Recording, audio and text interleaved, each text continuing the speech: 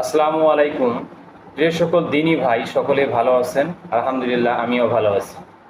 দরুদ ও সালাম বর্ষিত হোক মানবতার মুক্তির দূত প্রিয় নবী হজরত মোহাম্মদ সাল্লাল্লাহু সাল্লামের উপর, যিনি কিনা এই মানব জাতিকে ইসলামের জন্য হেদায়েতের সুপথ প্রাপ্ত একজন ব্যক্তি এবং রাসূল, যার কারণে আমরা আজকে দিনের সহি বিষয়গুলো পেয়েছি এবং দিন ইসলামকে পেয়েছি। ইসলাম এমন একটি বিষয় যা মানুষের প্রতিটি ক্ষেত্রেই কাজে লেগে থাকে। কোরআন ও হাদিসের বহির্ভূত ইসলামে আর কোনো মূলনীতি নেই। তো আমার আজকের টপিকের বিষয় সহিহ বুখারীর গ্রন্থের সিজদার অধ্যায়ের 6 ও 8 নম্বর অধ্যায় থেকে কিছু আলোচনা করব।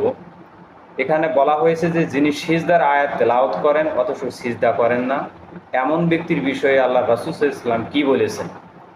যায়েদ ইবনে সাবিত রাদিয়াল্লাহু আনহু থেকে বর্ণিত, একবার নবী সাল্লাল্লাহু আলাইহি সাল্লামের নিকট সূরা নাজম তেলাওয়াত করা হচ্ছিল, কিন্তু তাতে তিনি সিজদা করেননি।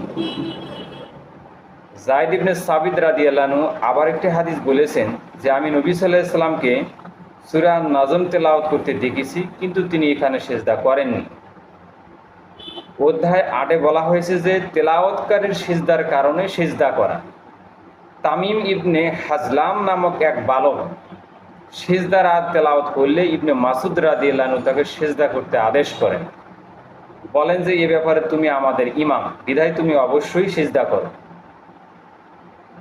ইবনে উমর রাদিয়াল্লাহু আনহু থেকে বর্ণিত যে নবীজি সাল্লাল্লাহু আলাইহি সাল্লাম বলেছেন, একবার আমাদের সামনে এক ব্যক্তি সূরা তেলাওয়াত করলেন যাতে সিজদার আয়াত ছিল, তাই তিনি সিজদা করলেন এবং আমরাও সিজদা করলাম।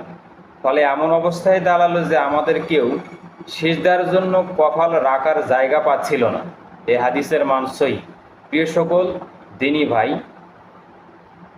এই আয়াত থেকে বা কোরআনের এই সূরা থেকে আমরা বুঝলাম, যদি কোথাও সিজদার সূরা পাওয়া যায় বা আয়াত পাওয়া যায়, সেখানে অবশ্যই সিজদা করতে হয়, যে কোনো পরিস্থিতিতে। আল্লাহ রাসূল সাল্লাল্লাহু আলাইহি ওয়াসাল্লামের এটা আদেশ। আর আমরা অনেকেই অনেক বিষয়ে জানি না, যেমন সিজদার সূরা আসলে এগুলো যে আমরা সিজদা করতে হয়, এগুলো নিয়ে আমাদের কোনো গুরুত্ব থাকে না। তো আমরা চেষ্টা করব আমার এই ভিডিওর মাধ্যমে যারা এই বিষয়টা বুঝতে পারলেন, আমি সব সময় চেষ্টা করি যে হাদিসের রেফারেন্স সহ এবং সাহাবী তাবে থেকে শুরু করে বিভিন্ন মুহাদ্দিসের কথা এবং সর্বোপরি নবী মুহাম্মদ সাল্লাল্লাহু আলাইহি ওয়াসাল্লামের দলিল ভিত্তিক কথা বলার চেষ্টা করি। যদি আমার এই ভিডিও ভালো লেগে থাকে ইসলামের জন্য, দ্বীনের জন্য, আখিরাতের জন্য, তাহলে অবশ্যই আমার এই ভিডিওটা মানুষের কাছে পৌঁছে দেওয়ার চেষ্টা করবেন। সকলকে আমার সালাম। আসসালামু আলাইকুম ওয়া রাহমাতুল্লাহ।